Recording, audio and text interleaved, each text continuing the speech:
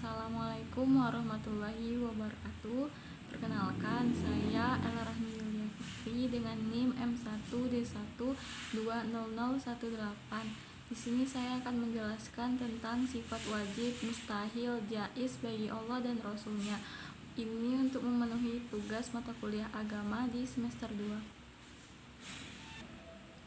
Sifat wajib bagi Allah Subhanahu wa taala. Sifat wajib bagi Allah adalah sifat-sifat yang wajib atau harus ada pada Allah Subhanahu wa taala. Yang pertama yaitu wujud. Wujud artinya ada. Untuk memahaminya kita bisa melihat alam semesta. Alam semesta ini terbentuk bukan hanya terjadi dengan kebetulan, melainkan ada yang menciptakannya. Yang kedua yaitu kidam. Kidam artinya terdahulu. Allah itu telah ada sejak sebelum diciptakannya semua ini, karena dialah yang menciptakannya. Yang ketiga yaitu baka. Baka artinya kekal. Allah itu kekal dan tidak akan binasa. Yang keempat yaitu mukhalafatul lil hawadisi, artinya berbeda dengan makhluk ciptanya, karena Allah itulah yang sangat sempurna. Yang kelima yaitu qiyamuhu binafsihi. Qiyamuhu binafsihi artinya berdiri sendiri. Allah itu tidak butuh pertolongan dari sesuatu apapun. Yang keenam yaitu wadaniyah. Wadaniyah artinya tunggal atau esa. Yang ketujuh yaitu kudrat, atau artinya itu berkuasa. Allah tidak ada batasnya dan tidak ada yang dapat membatasinya, karena dialah yang maha sempurna. Yang kedelapan yaitu irodat. Irodat artinya berkehendak. Allah menciptakan alam semesta ini atas kehendaknya sendiri, tanpa dipaksa atau atas kehendak siapapun. Yang kesembilan yaitu ilmun. Ilmun artinya mengetahui. Ini menandakan bahwa ilmu Allah itu sangat luas dan tidak terbatas. Yang ke-10 yaitu hayat, artinya adalah hidup. Allah tidak ada yang menghidupkannya, melainkan Allah itu hidup dengan zatnya sendiri. Yang ke-11 yaitu sama. Sama artinya mendengar. Allah itu maha mendengar akan segala sesuatu apapun, seperti contohnya suara hati seorang hambanya atau doa yang dipanjatkan oleh hambanya. Yang ke-12 yaitu basar. Basar artinya adalah melihat. Allah itu maha melihat tanpa harus bantuan apapun dan tanpa batasan. Yang ke-13 yaitu kolam. Kolam artinya adalah berfirman. Allah itu berfirman, bisa kita lihat dari diturunkannya firman Allah melalui nabi dan rasul yang bisa dituangkan ke dalam kitab-kitabnya. Yang ke-14 yaitu qadiran. Qadiran artinya keadaan Allah yang berkuasa mengadakan atau mentiadakan sesuatu. Yang ke-15 yaitu muridan. Muridan artinya yang menghendaki dan menentukan tiap-tiap sesuatu.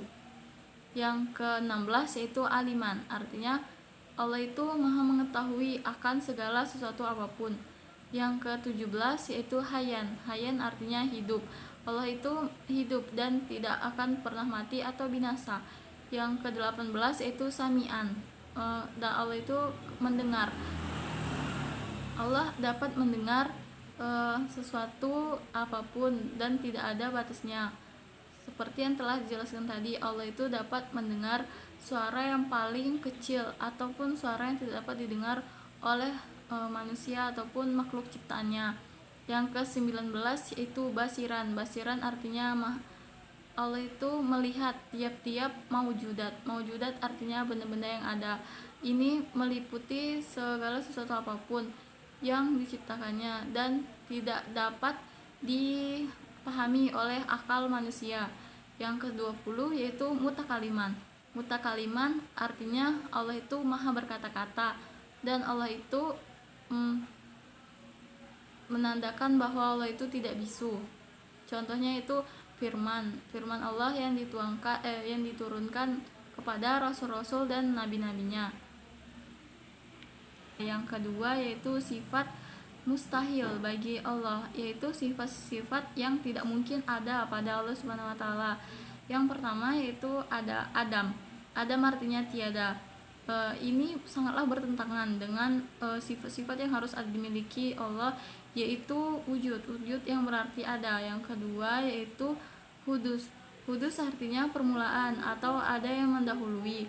Tidak mungkin Allah itu ada yang mendahuluinya, sedangkan dialah yang menciptakan sesuatu itu sebelum sesuatu itu ada. Yang ketiga yaitu fana. Fana artinya binasa atau kekal, tidak kekal. Ini juga tidak mungkin karena Allah itu kekal atau bako. Yang keempat yaitu mumasalatul lil hawadisi, artinya menyerupai sesuatu. Allah itu tidak mungkin menyerupai sesuatu karena dialah zat yang paling sempurna. Yang kelima yaitu ihtiyaju li ghairihi, artinya memerlukan yang lain. Allah itu tidak butuh pertolongan atau sesuatu apapun karena dia memiliki sesuatu apapun itu yang tidak dimiliki oleh apapun yang diciptakannya. Yang keenam yaitu ta'adud, artinya berjumlah lebih dari satu. Yang ketujuh yaitu azjun, artinya lemah atau tidak berkuasa. Ini juga bertentangan dengan tentang sifat-sifat wajib yang harus ada pada Allah Subhanahu wa taala. Yang kedelapan yaitu karohah, artinya terpaksa. Allah itu menciptakan sesuatu itu dengan sendirinya dan atas kehendaknya sendiri tanpa ada paksaan siapapun. Yang kesembilan yaitu jahlun. Jahlun artinya tidak mengetahui atau bodoh. Ini juga merupakan salah satu sifat yang tidak mungkin ada pada Allah Subhanahu wa taala karena ilmu Allah itu sangatlah luas, tidak terbatas oleh apapun. Yang ke-11 yaitu maut atau mati. Allah itu selalu ada dan kekal, tidak akan pernah mati atau binasa. Yang ke-11 yaitu samamun, artinya tuli atau tidak mendengar. Allah itu maha mendengar akan segala sesuatu apapun, baik itu yang tidak dapat didengar oleh makhluknya sendiri dan tidak bisa dipahami oleh akal sehat. Yang ke-12 yaitu ama, atau artinya yaitu buta. Ini juga bertentangan karena Allah itu maha melihat apapun yang tidak dapat dilihat oleh makhluknya dan tidak bisa dibayangkan. Yang ke-13 yaitu bakamun, artinya bisu. Yang ke-14 yaitu kaunuhu ajiza, artinya lemah. Allah tidak mungkin lemah karena dialah maha segala-galanya dan itu merupakan tidak mungkin ada pada Allah Subhanahu wa taala. Yang ke-15 yaitu kaunuhu karihan, artinya keadaan terpaksa. Yang ke-16 yaitu kaunuhu jahilan, artinya dalam keadaan bodoh atau jahil. Yang ke-17 adalah kaunuhu mayitan, artinya dalam keadaan mati. Yang ke-18 yaitu kaunuhu asamma, artinya dalam keadaan tuli.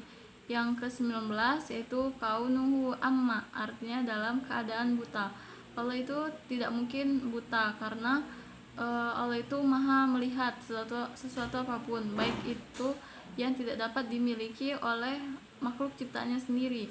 Yang ke-20 yaitu kaunuhu abkama, artinya keadaan yang bisu. Ini bertentangan dengan sifat wajib Allah, yaitu Allah itu maha berfirman. Yang selanjutnya yaitu sifat jaiz bagi Allah Subhanahu wa taala. Sifat jaiz adalah sifat yang boleh ada atau tidak ada, yaitu sifat jaiz yang dimiliki oleh Allah. Boleh bagi Allah mengadakan sesuatu atau tidak mengadakan sesuatu. Ini dapat juga disebut dengan mungkin, artinya sesuatu yang boleh ada atau sesuatu yang boleh tidak ada. Yang selanjutnya itu sifat wajib, mustahil dan jaiz bagi Rasul. Sifat wajib bagi Rasul yaitu sifat-sifat yang harus ada pada Rasul Allah. Yang pertama yaitu as-siddiq, artinya adalah benar atau jujur.